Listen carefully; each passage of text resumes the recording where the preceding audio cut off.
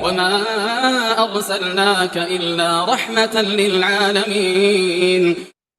Sehingga berkorban itu wajib atau sunnah? Gitu. Maka dua pendapat. Pertama, mayoritas ulama memandang bahwa berkorban hukumnya sunnah muakkadah. Ini yang mayoritasnya jumhur. Jadi kalau kamu melihat ada perbedaan pendapat ulama, ya yang teraman itu adalah mengambil pendapat mayoritas. Karena Nabi SAW pernah bersabda bahwasanya umatku tidak akan berkumpul untuk menyepakati suatu hal yang salah atau dosa. Sehingga dalam konteks ada ulama mayoritas, maka kita ikuti. Mayoritas di sini bukan cuma di Indonesia tok ya, tapi seluruh. Gampangannya kalau madhab itu 4, seluruh madhab. Seluruh madhab. Contoh misal yang baru viral kan, itu seluruh madhab mengharamkan musik. Gitu. Tiba-tiba nongol Ustadz Indonesia yang mengatakan Quran surat Asy-Syu'ara itu Quran untuk pemusik. Nah ini nggak ada. Nggak ada yang pernah berpendapat seperti itu, sehingga nggak usah didengarkan. Jadi termasuk contoh misal seluruh ulama dalam madhab itu sepakat wajibnya berjilbab. Bahkan mereka khilaf antara bercadar atau enggak. Khilafnya di situ gitu. Tiba-tiba ada profesor di Indonesia yang berpendapat kalau enggak berjilbab itu enggak apa-apa, karena jilbab itu bukan soal nutupi kepalanya, tapi soal hati. Nah, ini aneh. Artinya kalau ada orang yang kemudian gampangannya di Indonesia punya fatwa menyelisih para ulama, itu kita tinggal. Nggak usah kemudian lihat gelarnya, nggak usah kemudian lihat pangkat di depannya. Pokoknya tinggalkan aja. Nyari yang aman ya, mengikuti ulama yang benar-benar lurus. Kemudian yang kedua, sebagian lain berpendapat wajib bagi orang yang memiliki kelonggaran harta. Jadi artinya jika ia tidak berkorban maka berdosa. Ini dikiaskan dengan zakat fitrah. Zakat fitrah itu wajib buat yang punya. Artinya kalau nggak keluar dosa. Tapi kok benar-benar nggak mampu nggak apa-apa. Benar nggak mampu berarti beras di rumah itu tinggal kamarnya tinggal sejimpit atau tinggal segenggam gitu kan, atau tinggal sekali masak tok gitu kan. Maka orang yang seperti itu nggak usah keluar zakat fitrah dengan catatan yuran di duit bener gitu loh. Cuman punya nasi itu, bahkan dia hari-hari cuma makan nasi itu, berat itu sama mungkin garam atau parutan klopo gitu. Maka orang seperti itu nggak usah keluar zakat fitrah. Kemarin saya lihat di reel itu ada mbah-mbah itu baru makan ini, ditanya kenapa mbah, ya ini nak karena nggak punya beras, saya cuma makan daun singkong atau daun apa itu yang digodok terus kasih air gitu. Sehat banget, udah tua. Artinya kamu kalau di kampung melihat orang-orang kayak gitu jangan ragu juga, pelit.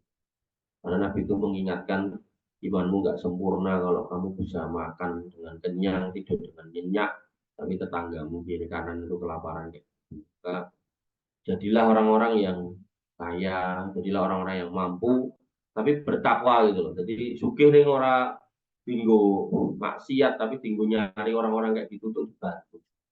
Dan kalau kamu bisa bantu orang-orang kayak gitu tuh apa ya? Ada kebahagiaan tersendiri yang kalau kamu bisa merasakan itu, insya Allah rasanya itu nggak mungkin akan kamu apa ya? Nggak ulangi, mesti pengen ngulangi. Lebih orang yang mendapatkan makanan enak atau maaf ya makan makanan haram sampai kecanduan nih. Orang kalau udah candu dalam berbuat baik itu terus dia akan nyari korban dalam tanda kutip untuk dikasih kebaikan gitu. Ya. Maka biasakan mumpung masih muda, mumpung lagi randidit gitu. Karena infaknya orang randidit itu ya terkadang pahalanya lebih gede daripada infaknya orang didit. Kamu punya duit 10.000, kamu infakkan 2.000, 3.000. Itu udah 30%. Nanti kamu punya 1 miliar, belum tentu kamu mau menginfakkan 200 juta. Padahal 20% atau 30% ini 200 juta atau 300 juta. Jadi mumpung kamu nggak punya duit, ibaratnya, mumpung duitmu belum banyak, gitu.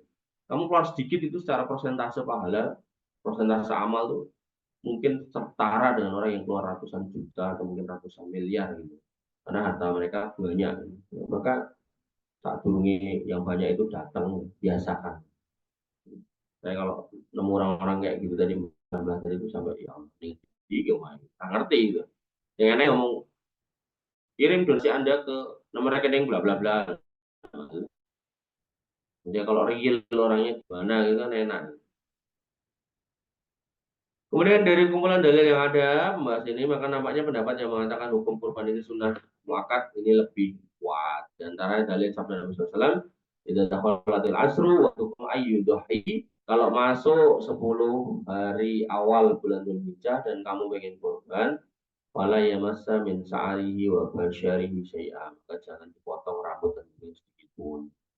Di sini pendalilannya, wajib dalalahnya, Rasulullah SAW menyatakan salah seorang di antara kalian ingin berkorban. Kalau berkorban wajib, dalam sosial tidak menyandarkan hukum ini pada keinginan.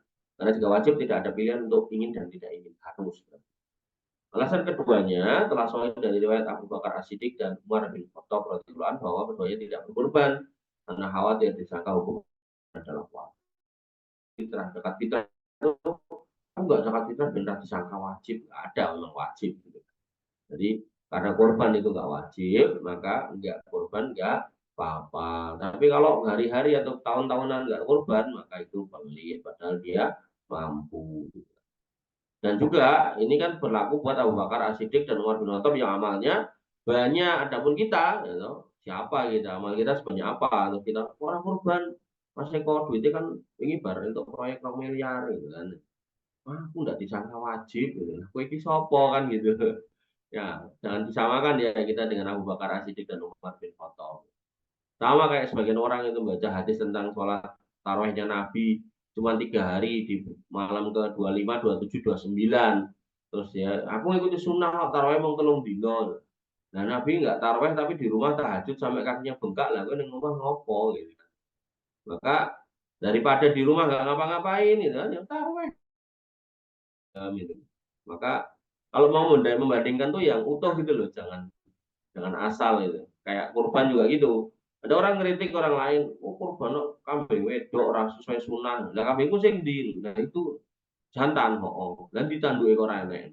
Maka terus gibas, mosok enak tanduke. Dan Nabi kurbannya pakai kambing yang ada tanduknya. Nanti kalau dia udah ada tanduknya, dilihat lagi, kok warnanya putih kabeh. Nabi kurban tuh putih sama hitam gitu. Terus habis itu dicek lagi gitu. Selain putih loh kok kambingmu kok kurus, Nabi ini kurbannya gede gitu kan. Terus gede gemuk gitu kan. Nah, terus baru kurus terus baru itu. Nabi itu kurbannya itu sehat, kalau kambingmu kering atau mungkin cacingan. Banyak sebenarnya hal yang ketika kita mau mengkritisi bisa. Artinya marilah kita cek ya. Sama juga orang poligami, nikah 2, 3 gitu kan. Oh, melu sunnah gitu kan.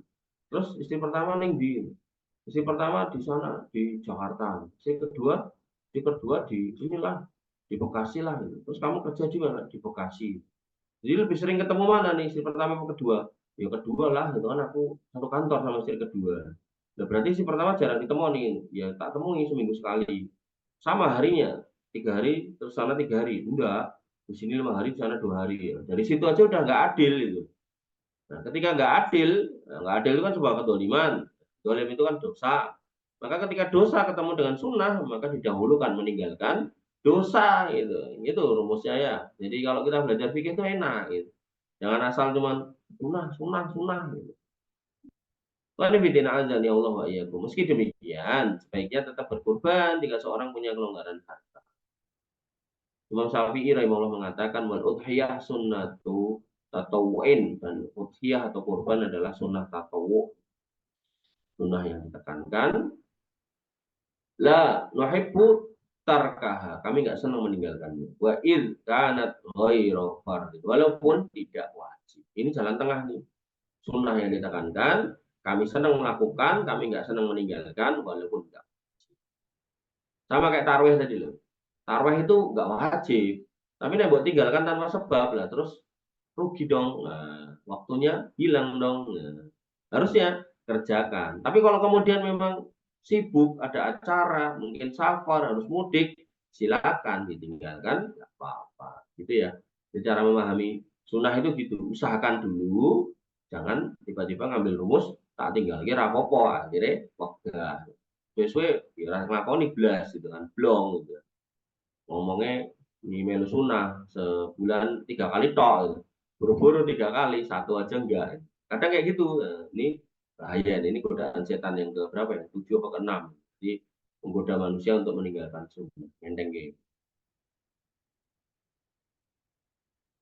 Kemudian Syekh Utsaimin rahimahullah berkata, "Wa minal ulama may yaqulu innaha sunnatun muakkadatun yukrahu lil qadir tarkuhu." Maka ulama-ulama yang mengatakan tentang hukumnya sunnah muakkadah, mereka